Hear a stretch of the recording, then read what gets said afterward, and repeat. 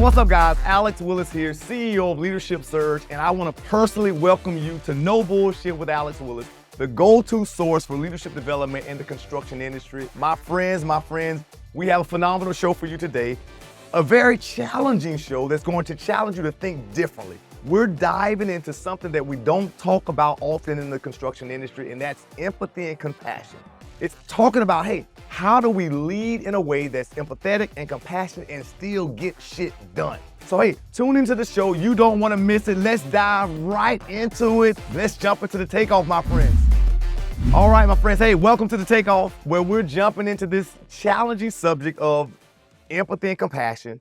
And understand this, we're really continuing our series on diversity, equity, and inclusion.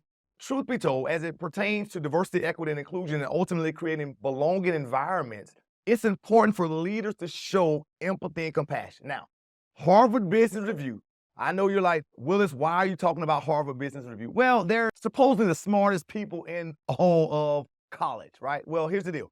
They say one of the key components that every leader must have in order to have high-performing, high-functioning teams and belonging environments is empathy and compassion. Now, oftentimes we don't talk about this enough in construction. And so I want to start off today, before we even jump into the show, I want you to really begin to grade yourself out. If you had to give yourself a score, my friends, as far as empathy and compassion, how are you? Where are you on a scale of 1 to 10? 1 being you don't give a shit about people. 10 being you are so overly empathetic and compassionate to a fault that people take advantage of you. Where do you find yourself? Where do you fall?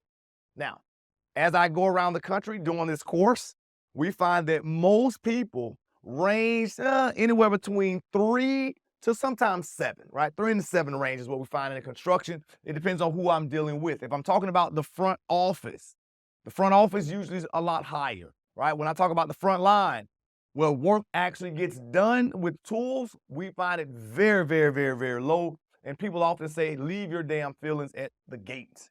And I challenge them to say, hey, listen, this thing of empathy and compassion, it is very important. And if you can master it, man, you can get people to run through brick walls for you. You can create belonging environments. You can do a phenomenal job of creating high-performing teams, right? So first, let me confess, my friends. I will confess, I am not the most empathetic and compassionate guy. So if you want to know my score, truth be told, I am a 3, maybe a 2.5 on the Richter scale. Oh, so you're probably saying, well, damn it, Willis, why are you the one leading this segment? Well, because I've learned a couple tips and tricks, some things to help you build that empathy and compassion muscle, to develop that muscle so that you can begin to turn it on a little more. I've gotten a lot better as I go through some of the activities and exercises that we're going to talk about today, right? So as we start this segment, have you ever thought about this, my friends? How do we come to value what we value? Think about that for a moment. How did you develop your level, your current level of empathy and compassion? For most people, I love to remind them of what I like to call the spheres of influence. The spheres of influence.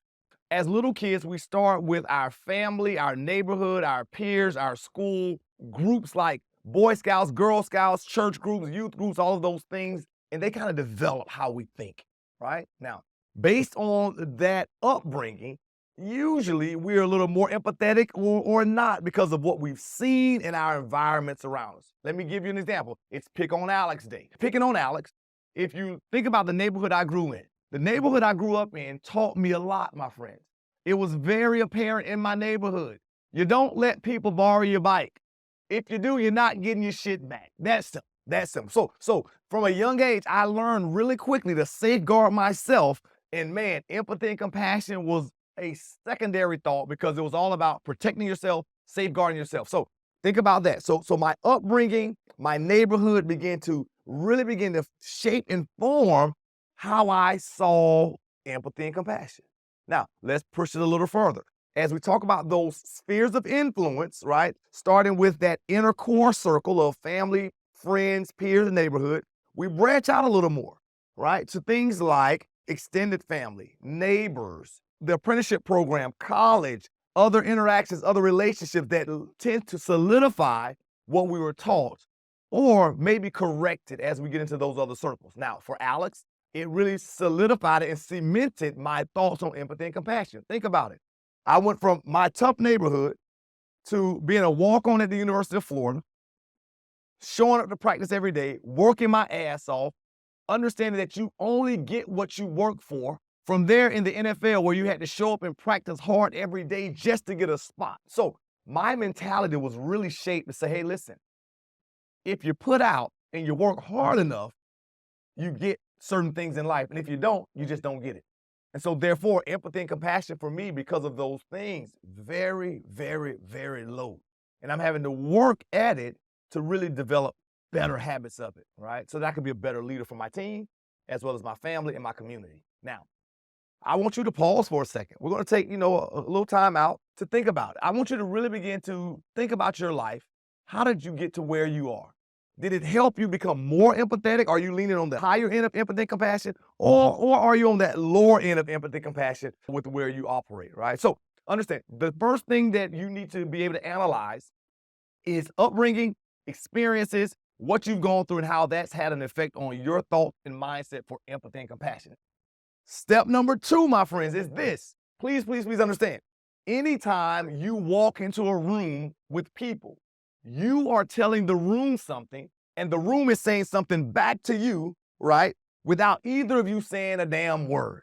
I know you're like, what you talking about, Willis? I get it, but hear me out, hear me out. Here's what I'm saying. When Alex walks in the room, let's pick on Alex. So let's pick on Alex. When Alex walks into a room, what do you see? And when I ask that question, most people are skeptical, they're hesitant, they don't want to say it. I'm like, you can say it. And finally, someone usually screams out, a black male. I'm like, damn it, exactly. You see a black man. When I walk into the room, you see a black man, and I ask another follow-up question to our class. I say, hey, gay or straight or bi? Gay, straight, or bisexual? And my class immediately usually yells out, straight, straight. And I'm like, how? Why would you think that? I've never said anything about it.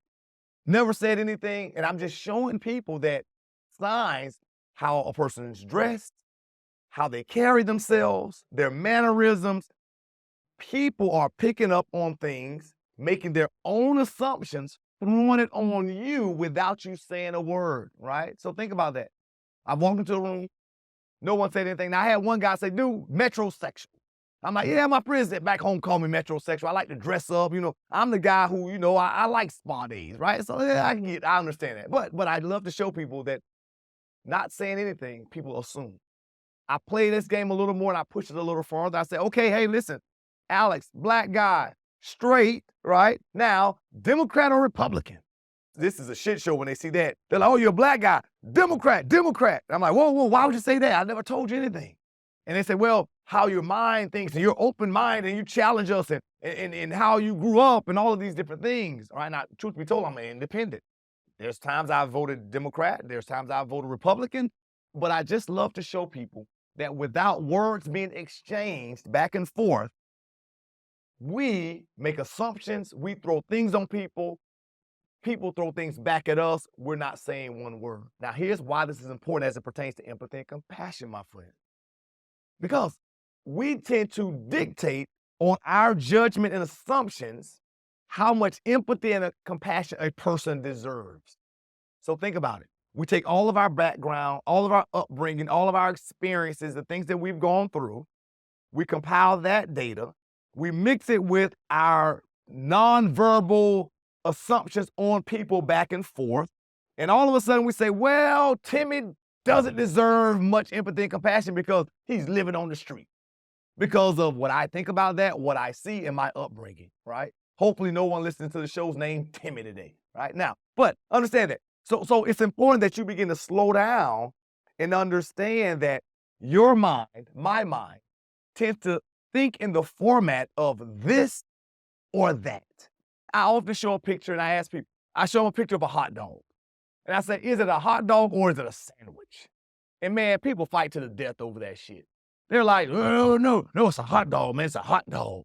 And I say, well, it's bread and meat, why couldn't it be a sandwich? Because it's a hot dog, Alex. I said, well, if you grew up the way I did, and you couldn't afford hot dog buns, and now what is it? They were like, well, it's a hot dog and regular bread, right? But jokingly, but seriously, our minds tend to want to make things quite simple and make things black or white. It's this or it's that. As it pertains to this thing of empathy and compassion, my friends, it is very great. Please, please, please understand. There's a lot behind the scenes with people that we work with in the construction industry on job sites. There's a lot behind the scenes with people that we see who are homeless on the side of the road, with parents who are struggling with drug addiction, how they're treating their kids, all kind of different things. A lot of gray area that we have to evaluate and not allow our minds to just categorize it as this or that, to understand when and where and how do we offer empathy and compassion. If you can begin to do that, my friends, you can do a phenomenal job of slowing yourself down, being able to connect better with people, challenge your assumptions, and really begin to open yourself up to start showing empathy and compassion, right? It requires you to challenge your stereotypes, challenge your assumptions, think outside of your upbringing and your experiences and things that you've gone through to really begin to push forward to say, let me get out of the this or that mode, focus in on the gray area, and begin to evaluate people on an individual basis. To understand, I'm not going to compare them to me and my upbringing.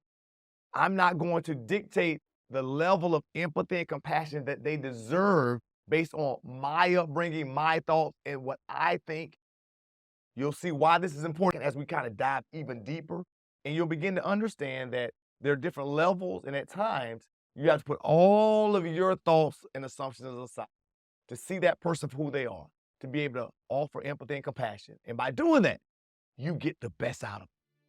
But how do you do it? How do you do it? I'm gonna leave you on a cliffhanger on this one, my friends. How do you do it? Well, you have to show up to the next segment to understand how to do it, because now, in the next segment, my friends, we're gonna really begin to talk about how do you develop those muscles. So I gave you theory in this segment here, right?